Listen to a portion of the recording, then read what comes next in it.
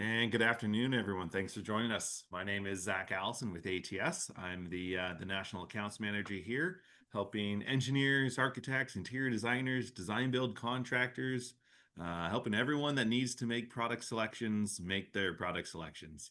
If you're unfamiliar with ATS or our ATS University series, thanks for joining us for, I assume, your first time. ATS is a product selection, product configuration software. It's a tool to assist designers in making their selections so it's more accurate, it's always up to date, and in our opinion it's a little bit easier than trying to navigate your way through one of the manufacturer's spec sheets or any of the other software tools that are available. We'll show you at the end how you can find any of the products that we're going to discuss today. And how easy it is to simply drag and drop, configure your selections, and then download your specs, schedules, Revit files, customized PDF submittals, all sorts of information that's easy to access. Our goal is to make your life easier. One of our other goals is to make sure you're up to date on all the products that is available in the ATS spec tool. So we are sponsored by about 45 different manufacturers. We have training sessions with all those different manufacturers so that people that need to find information on those selections, what's the difference between option A and option B, our manufacturer partners are great in providing that information. Our ATS University series is always recorded. I'll show you how you can find any of the previous recordings. And we know that everyone's probably coming to the end of the year, end of the reporting cycle for your professional associations. So we are trying to pump out as many of these CEUs and webinars as possible. We will have a certificate of attendance if you are doing a self-reporting style. But if you do need the fully accredited version, American Standard is partnered with a organization called CEU Events. Just click on the link, pop in the event code, and we will have a follow-up email with the event code and a link for you as well. You can scan the QR code. We'll give you a minute here as we get through the introduction so that if you need to register, log in, anything like that, hopefully it's pretty seamless and easy to do so. I'm going to be keeping an eye on the chat field along the way. It's not our first time on a webinar for everyone. I'm sure everyone's muted, but you have access to the Q&A in the chat field. So any questions, pop them in there. I'm going to bring them up to Vinny as we get to an appropriate section. Give him a chance to take a breath, maybe have a sip of water or something like that. But yeah, with that all being said, thanks for joining me again, Vinny. We've done these a handful of times now. Yes, sir. Yeah, We've been long-time friends. Always a pleasure, Zach. I love it when you have me on. It was great collaboration with ATS, and like you said, ATS is a great resource for helping put together specifications that can be confusing sometimes. So utilize Zach and his team. They are fantastic with helping and clarifying what we need to specify. So yeah, like Zach said, please fill in the QR code or the link there. We want to make sure you get your credit, and certificate of completion will be sent out to everybody. And it is pretty seamless. Once you log in there, you just fill in your information and you'll be registered. Yeah, it is one of those things that if it's your first time ever using it, it can be a little bit, just like every website, it's a little confusing the first time. Yep. But they're sponsoring or supported by a number of different manufacturers I've found. So I think everyone's going to get pretty familiar with the CEU event codes over the time. Oh yeah. Yeah. And you don't have to do the app. That's optional. You could just do it right from a web browser. Before we start, I just wanted to because when I start the CEU rules, I'm not able to talk about the brand. Zach, I don't know how lenient you are with that, but those are the CEU rules. So I will most definitely answer any questions, but I probably won't say a brand name. Yeah, we'll But keep it pretty generic during yeah, the CEU portion, and then if there's a deep dive question, we could get into it after. perfect. That's perfect. And again, feel free, like Zach said, put questions in. We want to answer your questions. I don't want this to be a session where I'm just talking at you guys. So So this can be conversational. I know everybody's muted, so we will make it as conversational as we can. Zach will speak for you guys. So before I start, right behind me, you see a couple things here. I work for Lixil. Everybody on the call may or may not know who Lixil is. Lixil is the parent company of American Standard, Growa, and DXV. Lixil is headquartered globally in Tokyo, Japan. In the Americas, we are here in New Jersey. So, Vinny from New Jersey. So I guess I should introduce myself, right? Vinny Arnisi, worked for Lixil, American Standard, about 23 years, been with the company. I'm one of the national sales trainers, and I do training for our wholesale customers, our engineers, architects, designers, and our upcoming plumbing apprentices. So another part of what I do is I lead our outreach program for apprentices or really plumbing advocacy in the industry. There's a shortage of plumbers or tradespeople in general, and we're such a big company, we have to take responsibility of advocating for the next generation, because if there's no plumbers, or if there's a shortage of plumbers, we're all kind of out of a job. That's the biggest part, but we want to see students succeed with a lucrative plan A. It doesn't have to be a plan B. The trades are a lucrative plan A.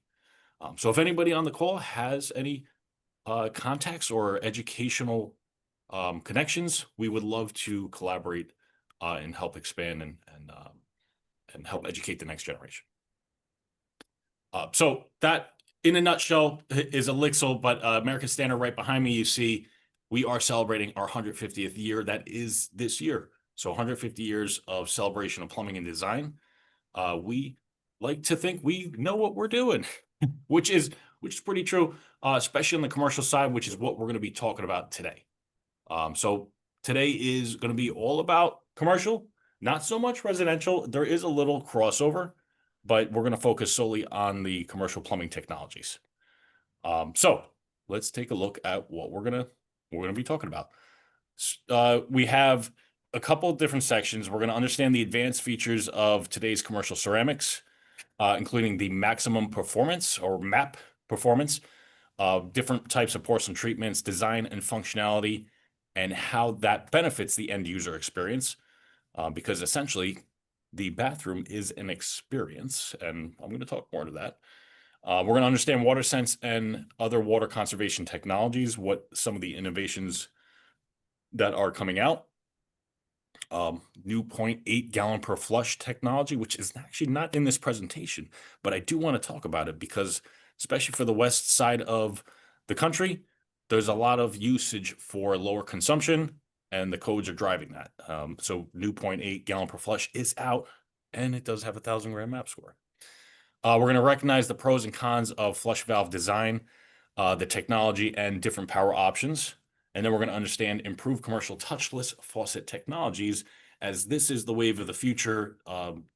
It's hygienic. It is more aesthetic. Don't have handles. Everything is a sensor. So there's a lot of different things there. So let's first talk about the advanced features of today's commercial ceramics. So what are we talking about? MAP testing, and MAP stands for maximum performance.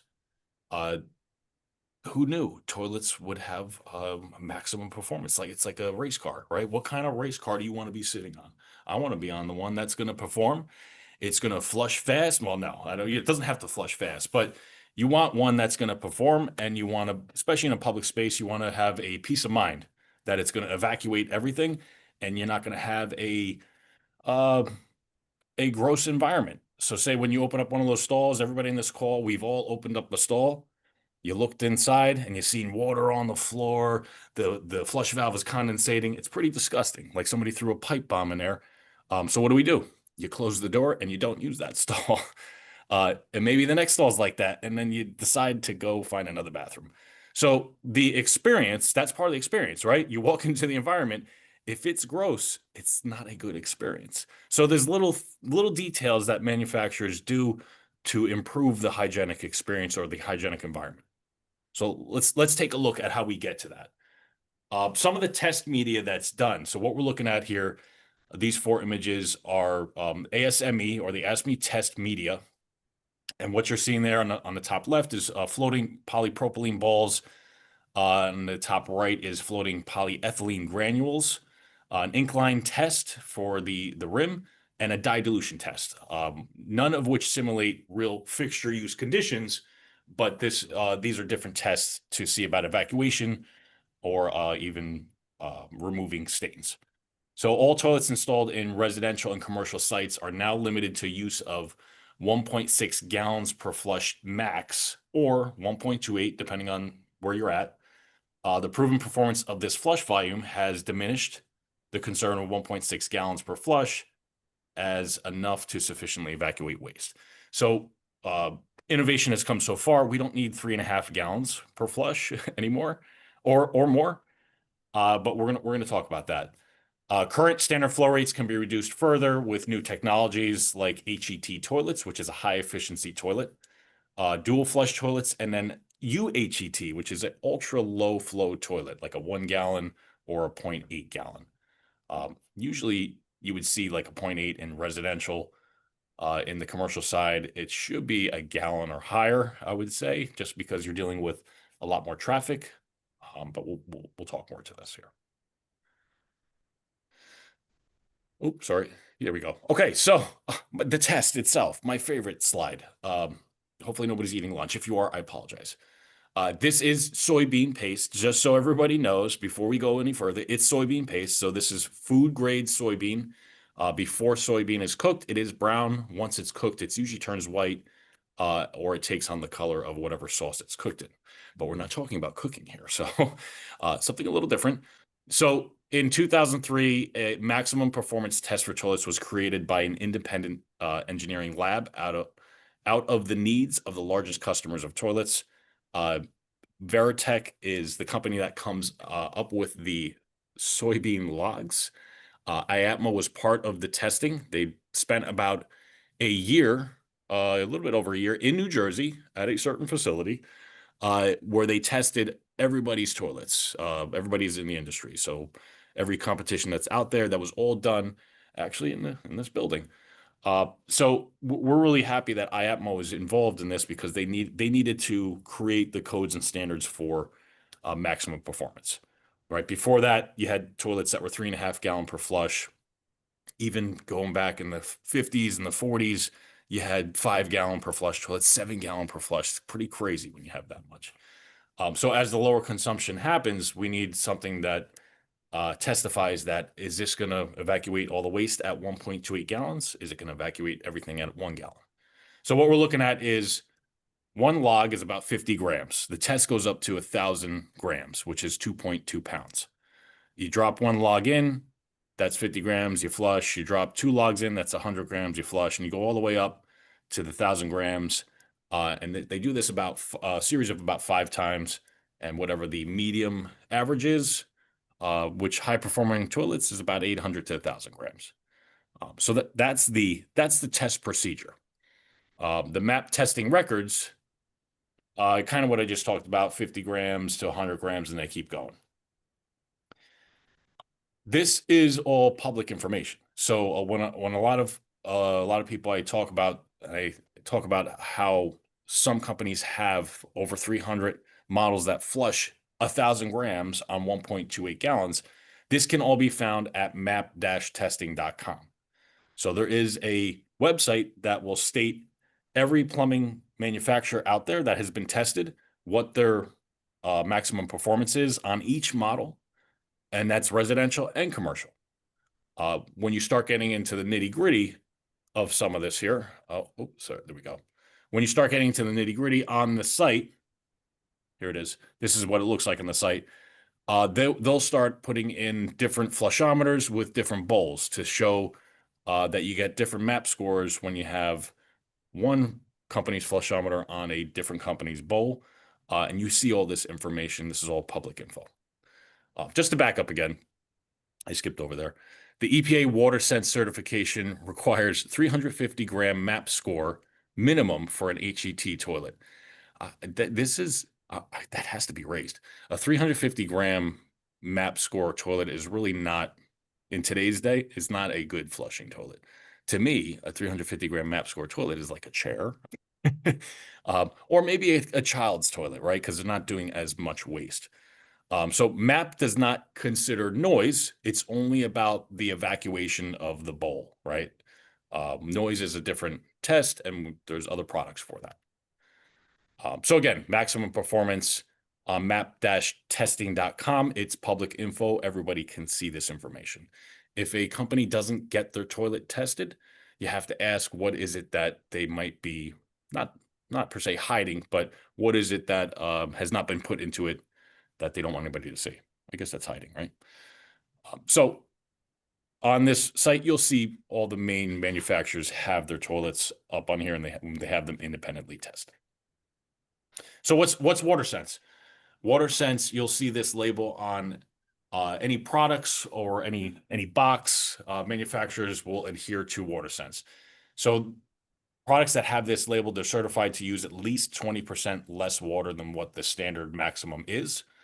It is voluntary, so not every company has to participate in this program. When you do, it gives the credibility to your company, and then also the peace of mind to the end user and the customers. So it's developed to promote water efficiency by helping specifiers and decision makers and consumers easily identify efficient fixtures and faucets. So this applies to both the fittings, showers, faucets, and the ceramics as well. So when you're looking at WaterSense maximum flow rates, at least on the commercial side, because it's a little slightly different than residential, toilets have both a max and minimum. Faucets in general are limited to 1.5 as the max, but that has now been reduced to 1.2, but you can still get 1.5 in certain areas. Some commercial faucets are not eligible to earn the WaterSense label, which includes metering faucets, right? So it's a little different. Those that dispense a predetermined volume of water or operate in the on position for a predetermined period of time. Those won't get certified for WaterSense. Bathroom sink faucets intended for public use, and residential kitchen sink faucets, right? So there are some variables in there. When it comes to toilets or WaterSense toilets, 1.28 gallon is the maximum rate for WaterSense, right? To be WaterSense certified, it uses 20% less water than a federal standard. And again, just to put it in perspective, 1.6 came out in the 90s, right? So before the 90s, 1992, the EPA put this out there. It was 3.5 gallon per flush as the standard. If everybody remembers their grandparents' toilets, excuse me, my grandparents' toilets, I would flush it. And I believe it was a 5 gallon. It was a low boy, 5 gallon per flush. And then you flush it and the water starts to raise, it swirls, it raises up. I think I clogged it. I'm going to be in trouble. And then it finally siphons after about a minute. WaterSense, or really toilets of today, it's about a 2 to 3 second flush cycle. So we've come a pretty long way going from a minute flush cycle to about 2 to 3 seconds. And that has to do with a lot of innovation, physics and engineering, which we'll talk to in a little bit. So back to the water efficiency toilet here. It must successfully flush 350 grams test media plus 4 loosely crumpled balls of toilet paper. That's the minimum. Having a WaterSense product can save 13,000 gallons annually, which equates to about $140 in water costs. Doesn't seem like a lot, but if you have 3 toilets in the home and you have WaterSense products, same thing on the shower, you are saving money and energy. Great when talking to public space and commercial property owners. They definitely want to have WaterSense HET products in there. When it comes to commercial toilets, WaterSense estimates approximately 25%, which is about 7 million, commercial style toilets that flush anywhere from 3 gallons to 7 gallons, right? So that's kind of a lot. A single or dual flush is a 1.2 gallon at the moment. And then that's the maximum. The minimum would be a 1 gallon. So commercial, you can't do a 0.8 yet. A 0.8 is more residential. So again, maximum is 1.28. Minimum is 1.0. You can still have a 1.6. It just won't be WaterSense certified. So that is still available as well. When it comes to urinals, these have reduced significantly. Maximum is 0.5 gallon per flush. The minimum is a pint flush, so it's a 0.125. So a typical office building could reduce water use from old efficient urinals by 26,000 gallons per year just by putting in a water sense urinal. Now think of airports, think of stadiums and venues where people are in and out. There's a lot of water usage. And then if you see the products on the wall there that have the sensors, there's also a lot more that goes into that where you can control the amount of time something is flushed, like say at halftime at a ball game. Not that unit, that urinal right there that we're looking at doesn't need to flush every time a user uses it. It would flush, say, once every 60 seconds if you're having halftime, right? So that kind of saves on the energy. It saves on the plumbing infrastructure of whatever the venue is. So keep that in mind. There's a lot of technologies out there. And again, we have 0.5 as a max and 0.125 as a minimum. You can go waterless, which is not something I totally suggest due to other issues. But when it comes to the most efficient, would be a water efficient or WaterSense certified urinal. So when it comes to ceramics performance, there are some things that we do. Zach, are there any questions before I jump to the next section? Yeah, we talked a lot, covered a lot about water sense there. And, I know personally, water sense has become a lot bigger generally due to the connection with lead. Do you have Hmm. any comment on like how lead is tied to water sense? Oh yeah. So lead, the lower the water sense rating is. So say you're getting a 1 gallon over a 1.28, now your lead points will go up. So for every time you reduce either flow or water sense, so instead of putting in the 1.2, you're going to put in a zero point 0.5 GPM on your faucet. You're now going to get 2 extra points on your lead. So every product in there that is WaterSense certified gives you more points to get a higher status on your lead building rating. Does Perfect. that make Okay. sense? Yeah, thanks. Yeah, so that goes for anything in the building. That's WaterSense, not just plumbing. Well, it would be plumbing, but not just toilets. It could be faucets, it could be showers, it could be your dishwasher, and anything that is WaterSense is going to give more points. Uh, And then I don't know if you're going to be covering this maybe in a later section, but do you have a little bit more detail on waterless urinals? Like, is it piping solutions that need to be looked into? Should we just avoid it overall? Any general comments there on waterless urinals? do you want my real opinion or do you want the corporate opinion? We are being I'm recorded sure here. your real opinion aligns with my real opinion, which I'll say this. You can get a significant percentage savings going down to a reliable 0.125 gallons per flush.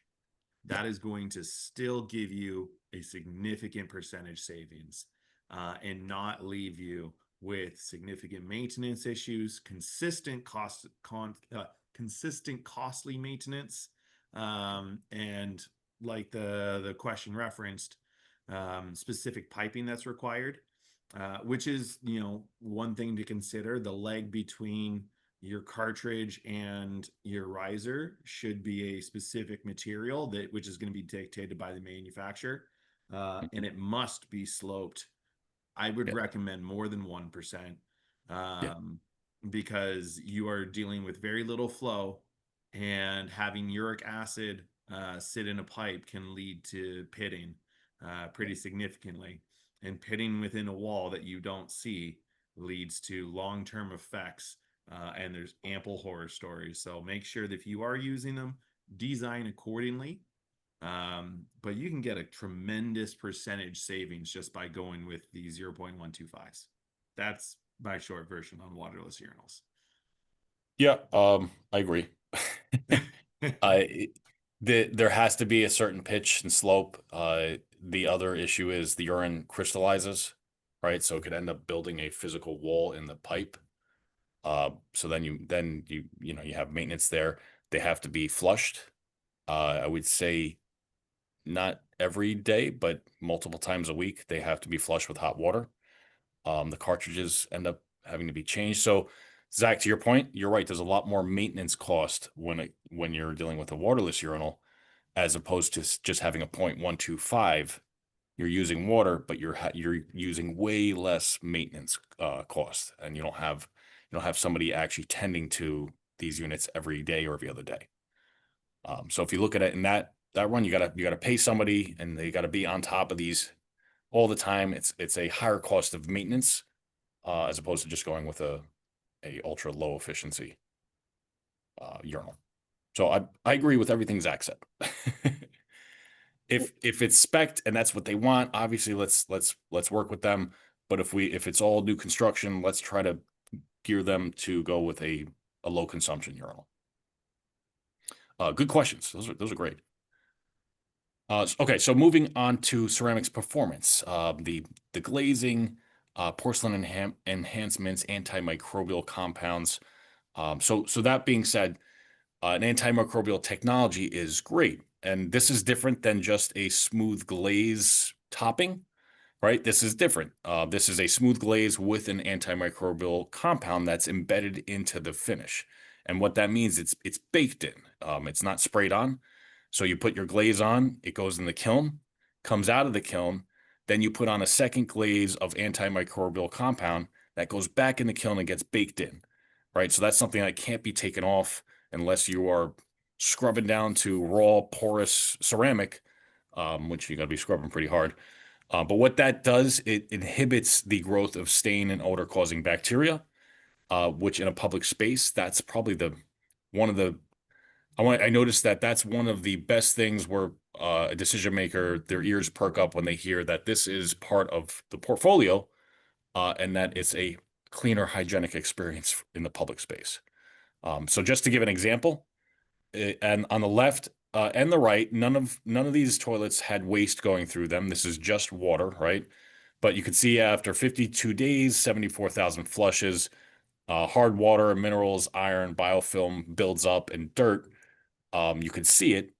You could see all the crevices in there that somebody, actually the engineer, wiped their finger right through. You could see the biofilm buildup. That's just water. If you look on the right at 65 days, so an even longer test, it's a smoother porcelain finish, and you can see there's really no biofilm buildup on this due to the antimicrobial compound, right? So it keeps the product cleaner for a longer duration.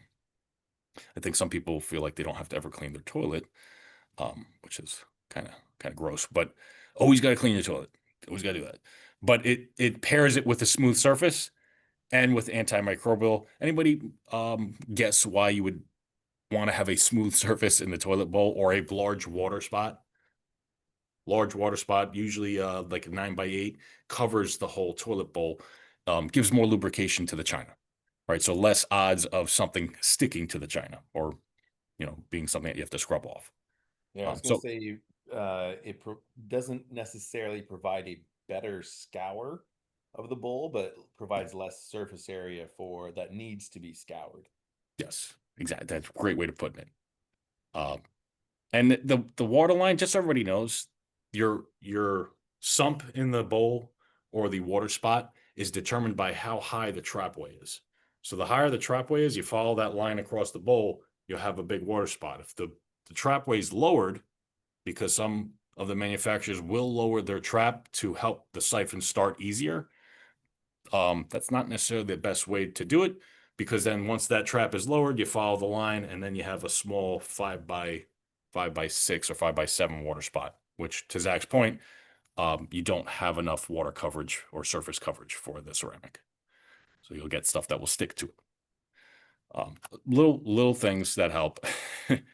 When it comes to chemicals and cleaning, what's safe to use on ceramics? Citric acid dishwashing liquid, uh, any gel, gloss, lemon juice, vinegar mix, Windex. That's all safe to use. Used only on damaged surfaces. You can use ammonia, bleach, barkeeper's friend, hydrogen peroxide is always great. Not recommended. And some of these are debatable, right? Baking soda, Comet, OxyClean, scouring patters, steel wool is probably not good. That'll scratch up your china. Pumice stone, or Ajax. So some of those chemicals like Ajax or baking soda, when it says not recommended, it really means you shouldn't leave it in the bowl or leave it on the ceramic and let it sit. Because the longer it sits, it'll start chewing into the porous material or the enamel, and it will start breaking up the enamel. If you're cleaning with Ajax, it's a quick clean and it's a flush, right? It shouldn't be something that sits. You don't really want bleach sitting too long, even though it does help some things, but some of the other stronger chemicals can affect the ceramics. So just keep that as a heads up. Some features to look for. So we like to call these surprise and delights. And the one that I'm going to talk about, this kind of brings it back to my first point of walking into a stall and looking at the floor and looking at the whole area and how disgusting it is. So if you see in the top left, a little innovation called a condensation channel. And really what that does is if your flush valve is sweating or condensating or leaking, right? Could be leaking. It's going to leak into that condensation channel. And let me just kind of point it out here. It's a little beveled area. Looks like a big beveled D.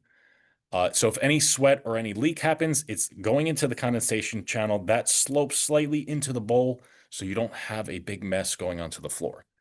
If you notice on a lot of competitors, they will have a flat manifold here. So any of that sweating or any leaking goes right onto the floor.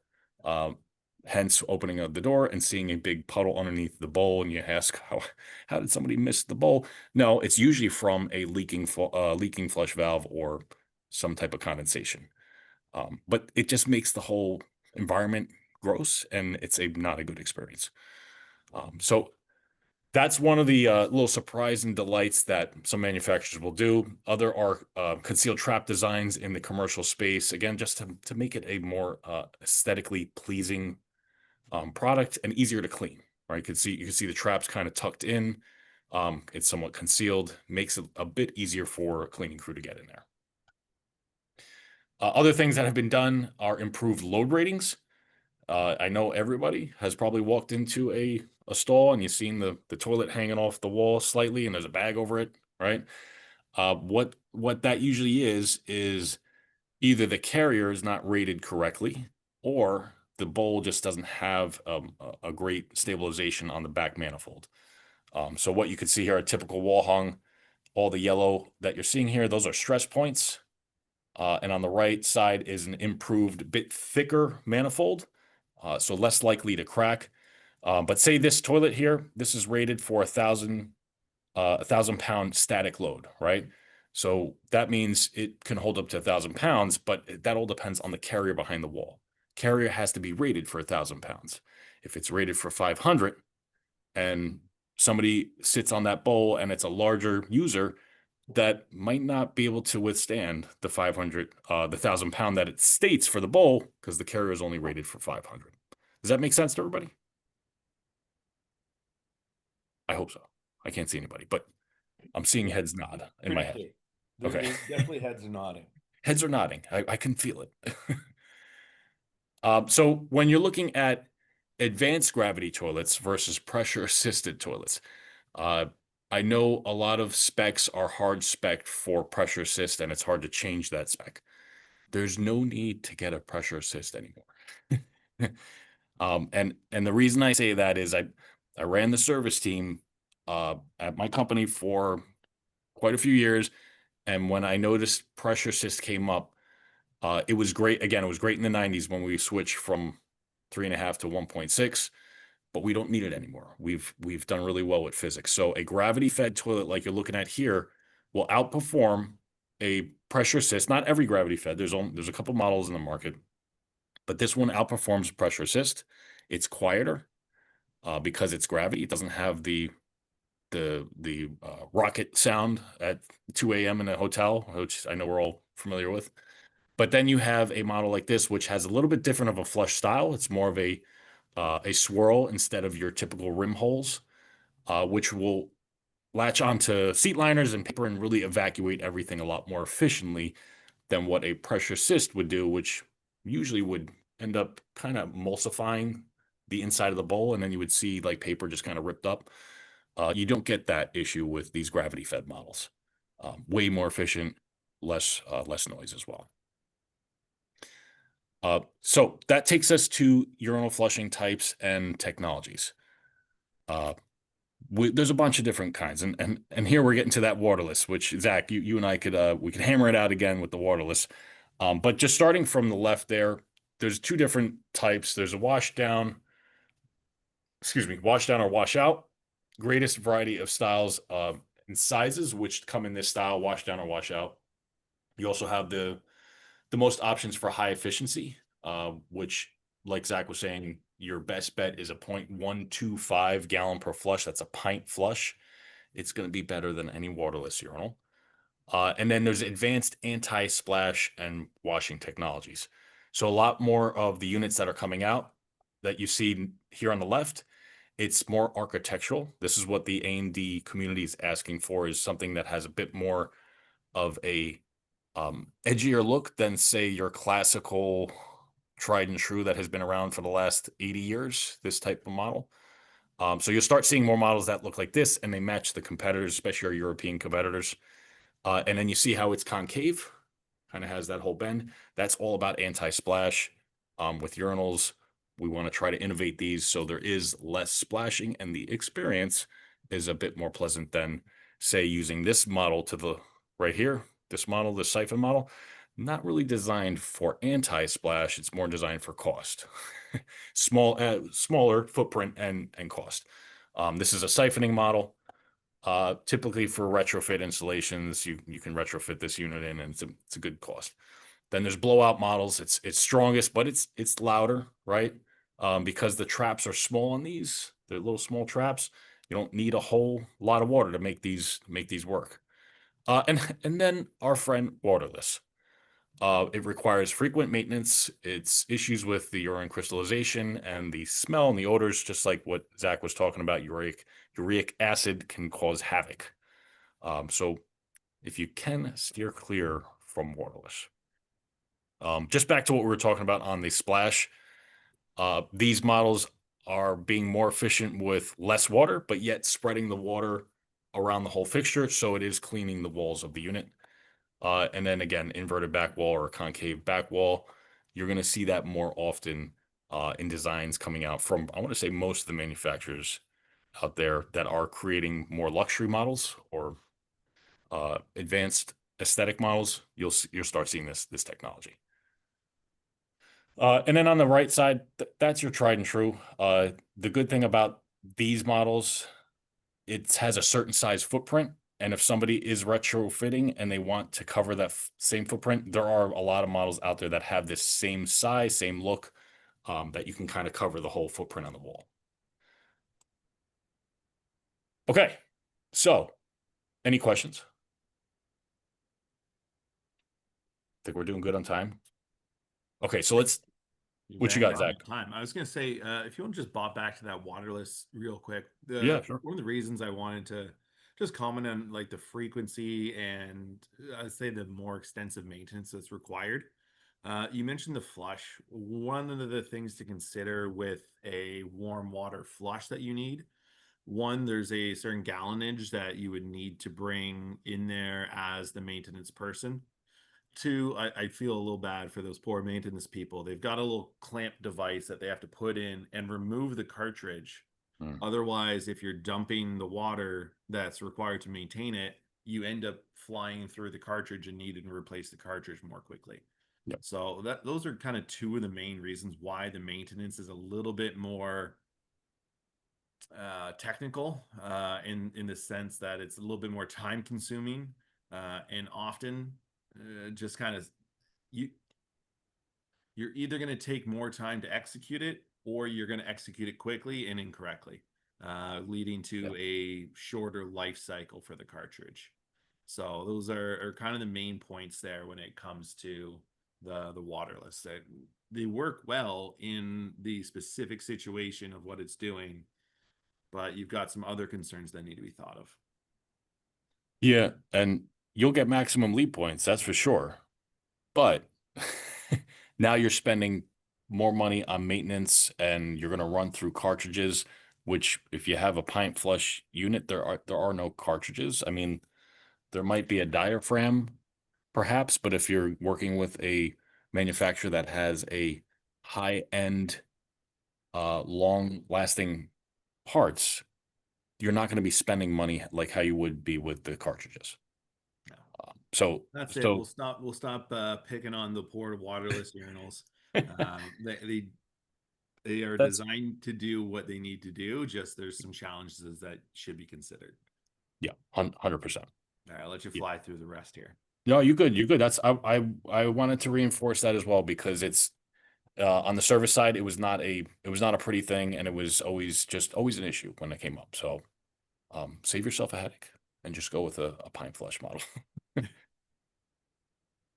Okay, so we're gonna jump into the last part here, recognizing the pros and cons of flush valve design, some of the tech and power options that come with it. So right there, we're looking at a piston flush valve. That model that we're looking at is pretty sharp. It's thin looking. We try to keep it minimalistic. There are some valves out there that are box style. They're not as pretty. I guess you can call flush valve pretty.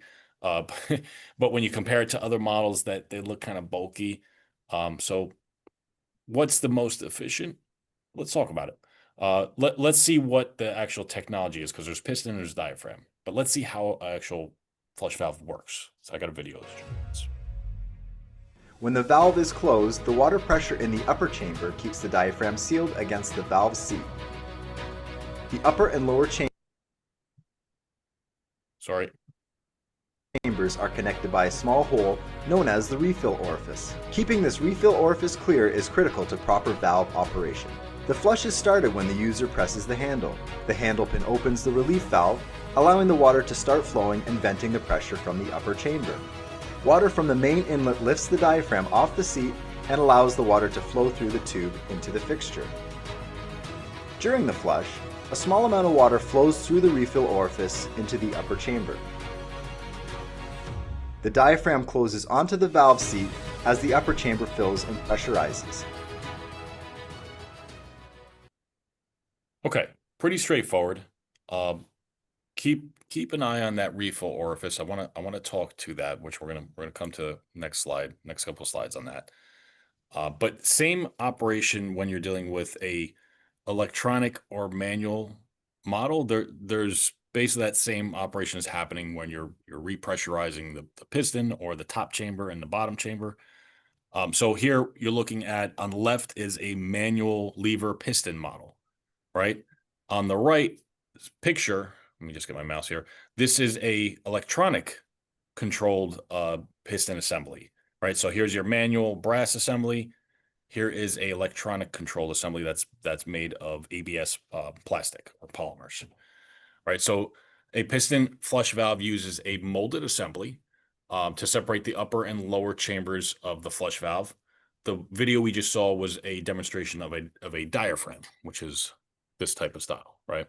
So you got piston and you got diaphragm. Piston's rigid. It will not wear out or stretch over time and is not affected by chlorine. So some people say that piston is better. Some people say that diaphragm is better. I like to look at it as what's the application it's going into and how can we improve that with a diaphragm or a piston? Because there's two different reasons why you would get that. Well, there's more than two, but let's take a look at it. So diaphragm uses a flexible disc, right? That's what I'm holding up here. You're seeing it in the picture. Diaphragm flush valve does the same operation. It separates the upper and lower chambers of the flush valve. The disc can be made from either natural rubber, which is something like this. If you see, this is more natural rubber, which tends to warp, or synthetic materials that may or may not be affected by chlorine. So the issue is that when one of these diaphragms or pistons has an issue with the refill orifice or something gets caught in there, then this ends up staying slightly open, and then you have valve run-on, right? You have the water just leaking into the urinal or to the toilet. But let's take a look at a video of what refill orifice is and how it's getting clogged. The refill orifice can become clogged with debris and buildup. especially in areas of the country with poor water quality. A clogged refill orifice blocks water from filling the upper chamber and closing the diaphragm. The valve will continuously run until the diaphragm is cleaned or replaced. Meanwhile, a lot of water is wasted while the valve continues to run. So that's a huge important thing there. If there is nothing protecting the refill orifice, as you guys can see, there's a little pin there. It's called a wiper spring, and that's cleaning the refill orifice. Both piston and diaphragm flush valves have refill orifices that can clog with minerals or debris. So I would say the best thing is to look for a manufacturer that has some type of a protection for refill orifice, which adds longevity to the product.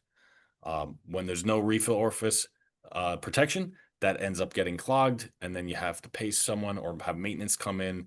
Then that unit's down for X amount of time. So again, there's going to be a higher cost of maintenance when you don't have products that have protection like this. Here's an example: which is better, piston or diaphragm? I get this question a lot. You know, what should I choose? In a short, I guess a short answer: pistons and diaphragms deliver water to the bowl a little differently. A piston flush valve delivers a consistent flow rate over a longer period of time, so it's accurate because it's time controlled, especially electronic ones. And while a diaphragm has a higher flow rate at first, that quickly diminishes. You can see the chart there. It starts flushing, it goes high up, and then it decreases quickly. And over time, that can start to get really inconsistent because of the wear and tear on the diaphragm, right? Where a piston, especially a molded assembly or an electronic model, it's all about time. It's all about timing. It's not going to wear, so you're not going to start to get inconsistencies because it doesn't wear on a molded assembly, right? So pistons are known to perform better in a low flow rate installations, where a diaphragm works better in a high PSI system. So if there's a huge high PSI spikes, diaphragm is able to close a lot slower, and you avoid water hammering or any other issues like that, where if there's a low PSI system, a piston will do really well with that as well. But really, as my old product manager used to say, sell the customer whatever it is they're looking for, right? Let's not upsell them. If they want diaphragms, sell them diaphragms, right? So that's always thing to consider too, is that if they have a preference of one or the other, let's cater to them and work around the design of what they're looking for. Diaphragm materials, when you deal with rubber or natural rubber, that usually means that there's an entry level. Natural rubber is a low cost and is easy to use as far as opening price point.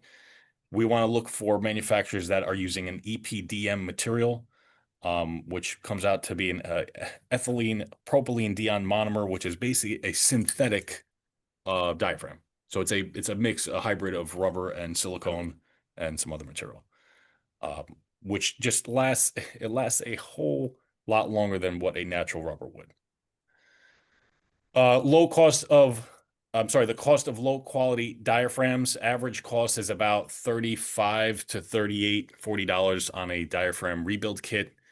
When the diaphragm fails, a large quantity of water is then wasted. So now you're talking about more money being thrown down the drain, literally flushed down the drain, and then energy as well, right? So there's three sources there. There's a repair part, there's the energy, and there's water wastage. So you want to choose to install high quality diaphragms for savings.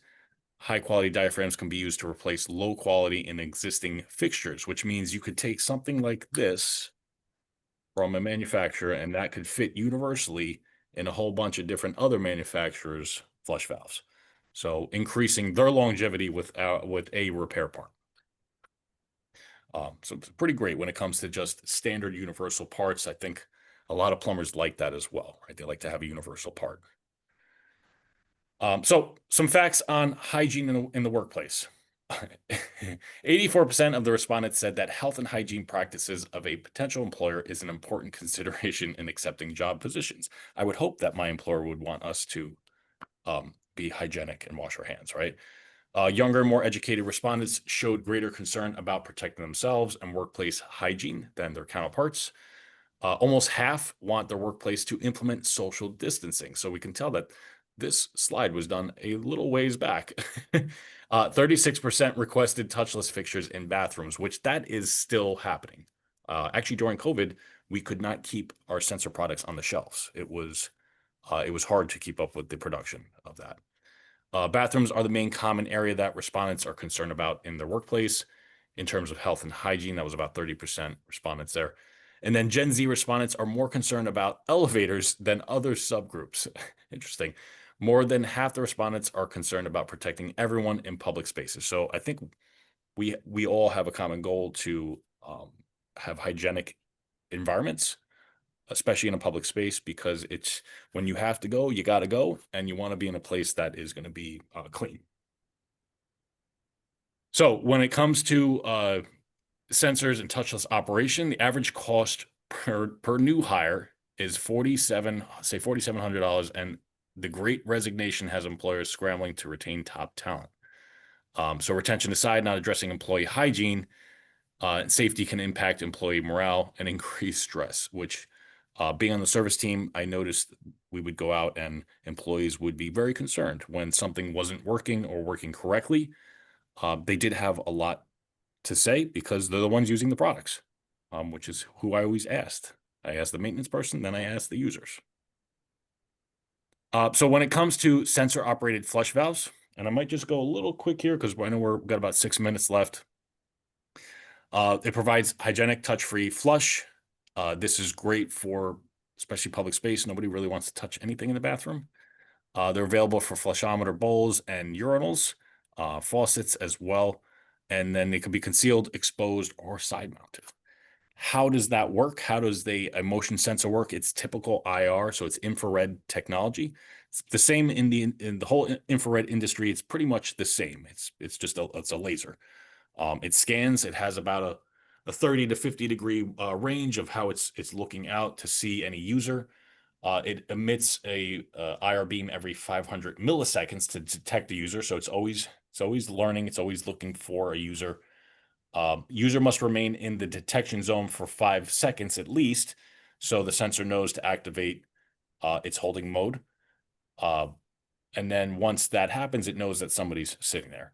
Once they come out of that detection zone, there are different settings, but typically it would flush about 2 seconds after you get up and give you a second to get away from the bowl, and then it'll flush.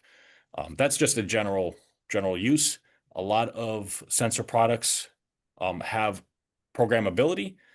Certain manufacturers have more programmability and offer things like remotes to utilize as opposed to dip switches inside the valve, which is a lot harder to get to.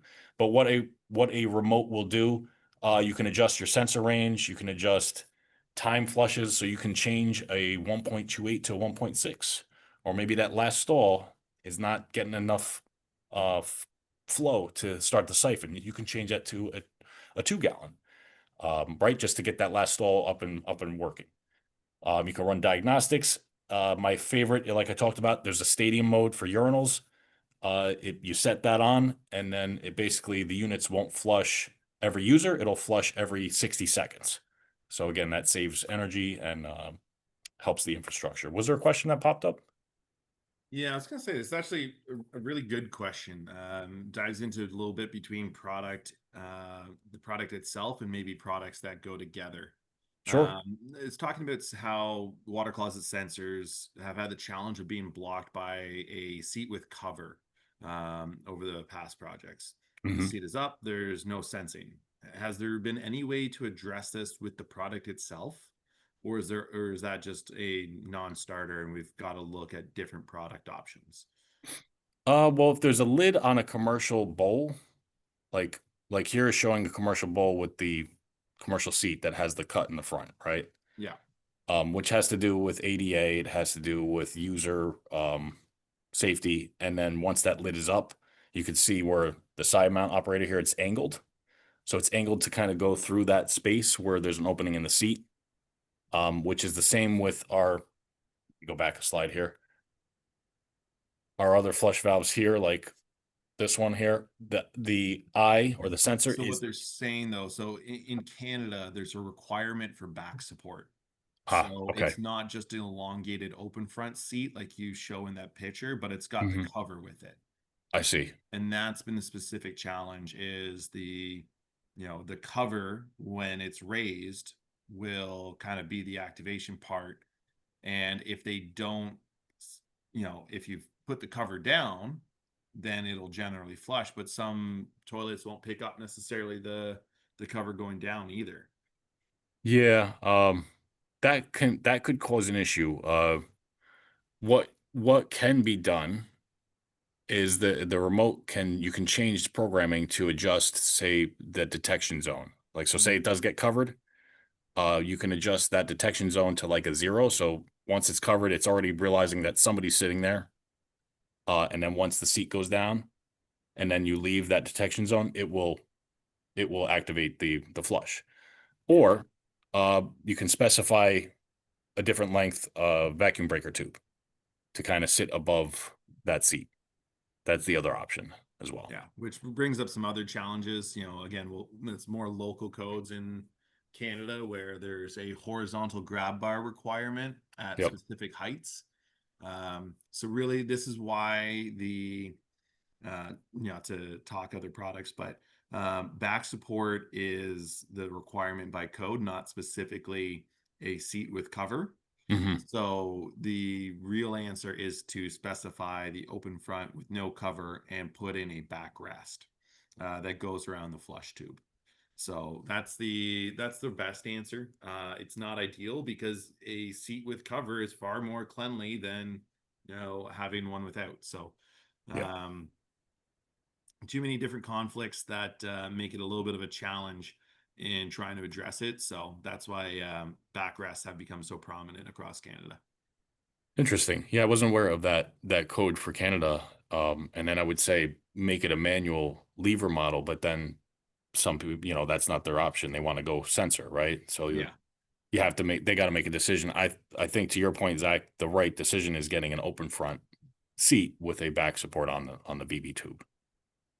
Yeah, that or some regions in Canada have the allowance for, instead of the horizontal grab bar being a single grab bar, you are allowed to split it so Hmm. that in this case you could have the extended flush tube, two shorter grab bars on either side of the flush tube, Hmm. and go about it that way. But no matter what, you need to make sure you have a very clear spec, because you very easily could run into challenges with installation. Yeah, that's a good point. That's good. See, I learned something. I did not know that on the Canada code. Interesting. Oh, okay. I'm taking a note, Zach. You teaching Hey, me. we can jump on after if you want.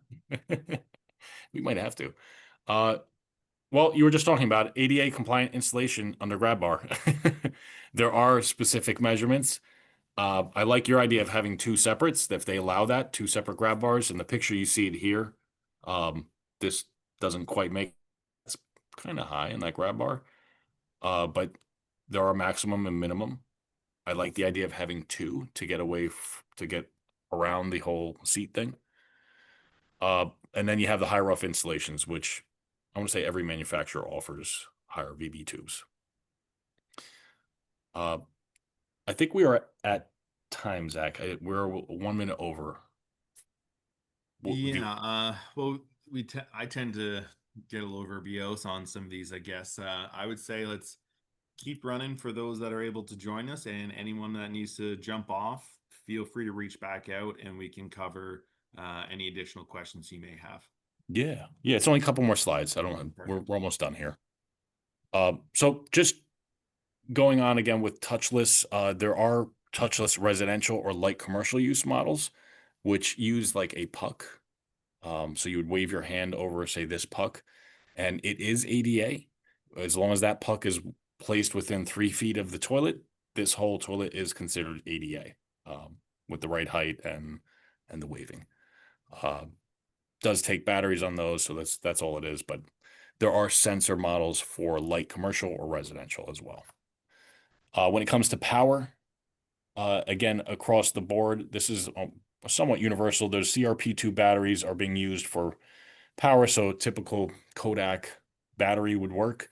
There's long life batteries that last about 10 years. And then there's also hardwire options or plug-in options.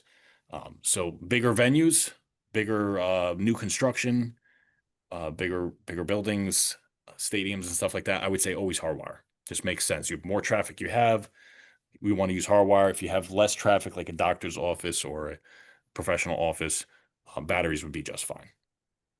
And then there's multi-AC power kit, which means some companies, I won't say most companies, but they vary on how many you can connect. You could do one transformer and you could power up to, say, 15 units or less. And that means if they're on the same platform, like the faucets here and the flush valves, they're all part of the same sensor platform. They all can be powered off of one transformer, which ends up saving money on the purchaser. And then the installer doesn't have to install a transformer for each unit. It's just one. And then they just kind of daisy chain them all. So we try to think of different options for different installations. And then you have other things like turbine power box, which is technology where it kind of self-powers itself or regenerates its power. There are some products out there that have a turbine power box driven. So great, but not great for, say, that one bathroom that never gets used, because then it won't be powering itself up and that will end up losing power. So I think we're at kind of towards the end here. There's code and compliance here, which I'll kind of run through here. When it comes to scald protection on faucets, what's great about this type of faucet that you're looking at, this is an easy install model. So the code requirement, or the IPC code, it's tempered water for public hand washing facilities. The UPC 2012 code is limitation of hot water temperature for public lavs. What the ASSE code is, or ASSE 1070, it's a water temperature limiting device. So a thermostatic mixing valve or mixing element has to be in the unit for an ASSE 1070 certified product.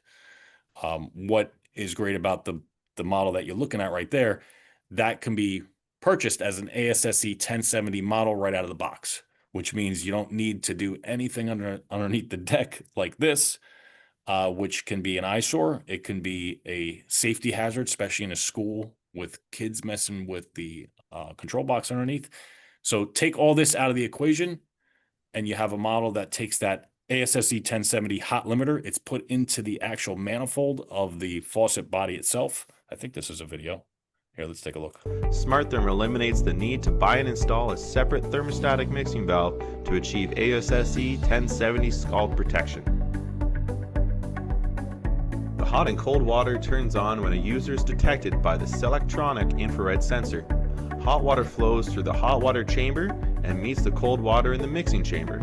The user can easily adjust the water temperature by turning the mixing handle on the side of the faucet. This mixed water flows into the temperature sensing chamber. The thermostatic wax element is located in the temperature sensing chamber. The wax reacts to changes in the mixed water temperature, expanding as the water temperature increases and contracting as the water temperature decreases. As the water approaches the safety shutoff temperature, the wax element expands and pushes the valve plunger closed to automatically shut off the hot water and protect the user from scalding. Cold water always bleeds through the manifold to cool the wax element. The mixed water flow will automatically restart once conditions return to normal and the mixed water temperature has dropped to the safe level. So there's your thermostatic element in the faucet. Nothing needs to get installed underneath the deck. You don't need to put any anchor screws or anything into concrete. You don't have to do any of that. You just connect your hot and cold and the checks. You're done. Probably one of the easiest faucets I've ever installed. Plumbing engineers love it. The facility maintenance people love it. The installer loves it. So when you have an ASSE 1070 product that is that easy to install and easy to access, it makes everybody's life a lot easier. And again, the faucets are also programmable with remotes. If it's on the same platform, you can make a lot of different changes. Sometimes some of the issues are just solved with a remote to change the detection or the range. Hand washing. So this just goes through a couple of options, but I think we are at the end. Does anybody have any questions? I don't know, but I think you need a new voice guy for that skull protection video. That could be you, Zach. It could be. I don't know if actually, I don't know if did you guys do? I think you guys might have done those videos for us. Yeah, it was me. That was you. That was you. Yeah, a younger me that had a little bit more brightness in his voice, I think. Come on now, come on. You're always bright. Listen, I don't want to take too long because I know we have already ran over time a little bit here. Thanks again for the great presentation. To show you where you can find a recording of this presentation, go to atspec.com, Learning Hub, and the webinar recordings. All of our ATS universities are hosted here. Nice search feature, find more product, more similar information that you may be interested in. Soaps and faucets behind the mirrors. If you haven't seen the Frankie stainless steel sinks, we had a couple comments during the presentation about how great it was to have like a detailed overview. An application that you may not consider is stainless steel sinks. It's kind of funny. We go so deep into certain certain product categories that the general overviews are often so well received. ATSback.com as well. Once you hit the login at the top right, you can get into your account. Again, this is a free account for designers. Anyone making selections, whether it's be design build contractors, engineers, interior designers, architects, you can have your firm's account online, share projects across your firm. Everything's free and paid for by the manufacturer so that we can keep everything current. So if American Standard goes and discontinues a model number, you will have your projects protected. And you can start making the selections with your quick actions tab down here. Quick spec, projects, and masters. Masters is any sort of repeat work. You want to build your selections first. Say this is my commercial universal washroom. This is my firm's preferred standard of toilet, flush valve, faucet, basin, anything else that might go into that. And this will keep your master up to date. We can have multiple names and numbers in there so you can list out all of your approved China manufacturers. That way you're not getting submittals from contractors that don't necessarily meet what your spec has called for. If you're looking for a simple product, we do have the quick spec. But if you want to use our barrier-free rule engine so that we apply the local code based on your state or province, create a project, and then you can pop in your location information. Our rule engine will confirm, you're in Ontario, you're going to get the Ontario building code. You're in California, you're going to get the Cal Green code. If you're in Texas, you're getting the Texas Ability Standards.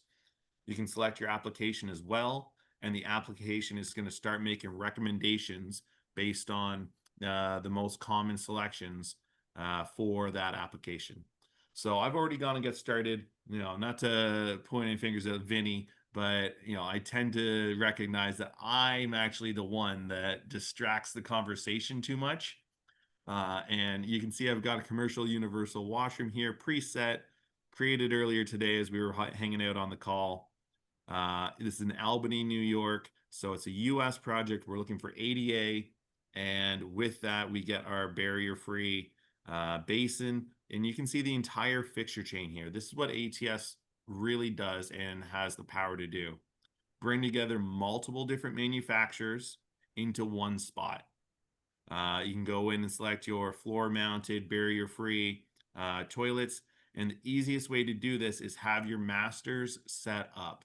Masters will allow you to then use this drag and drop feature where you can see this would be my firm's internal masters. So this would be like Zach and Vinny's engineering firms, bank retail master, or hospital master, or school board master, and be our selections for the type of products that we use all the time. And then you have ATS templates, which is basically the ATS recommendations by application. So for a Class A office building, a Class B office building, the New York Public Schools design standards, because we had engineers that were working on a number of school boards in New York. So you would see these are all the products that meet and comply with those selections. So, you know, American Standard electronic faucets are already approved. If I need to, if this is a school board spec and I want to get these 2 approved labs, I just check the box. I go over to the copy selected drawings and I can drag and drop them in. I can filter down the ATS templates by application as well. So this being a US commercial master, okay, we've got our fixtures here. But what if I'm done the fixtures and I want to jump over to do my drainage, my water heaters, my sump pumps, fire protection, HVAC, pipes and fittings. You can get the entire product selection. We can get a general drainage selection, a couple of our standard drains, done in a matter of seconds here. And now, boom, in 3 minutes total, we've built an entire selection of fixtures, drains, water heaters, sump pumps. Maybe I need to change this drain from a 5-inch to a 6-inch, or change the flow rate of my faucet. I would just hit the pencil button. It's going to take me to that point in the selection of, you know, the fixture chain that I'm being built. I'm going to go and change this to a 0.35 rate, angle center set again. It's chrome, but you could show it with the brush tool.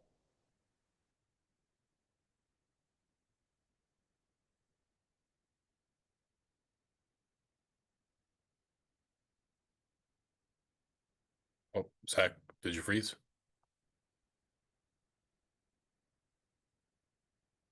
Zach might have froze.